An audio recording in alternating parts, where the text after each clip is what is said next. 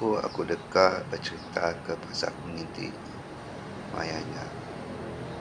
Sebab aku pergi tempat kan nginti pak sungai. Nah aku setting-setting nginti aku datai siku orang. Lalu yang nanya aku, baru datai dicak, au kok aku baru datai kok di nginti ya, au aku orang baru itu, baru nginti kok ya. Oh, aku kok ya.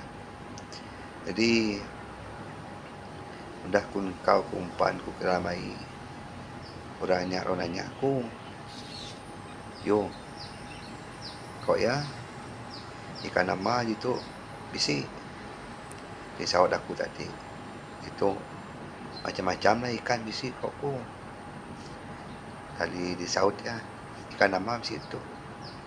Lalu kemana ya itu ikan udang bisi, ikan harimau bisi, ikan ketam bisi. Jadi orangnya pun nyaut yang gaya aku. Nama nilai mai ke bunyi ikan dia dah. Macam-macam ikan itu bisi. Ya sikit nilai. Ya ke mana maya. Tahu uji deh. Kok ya.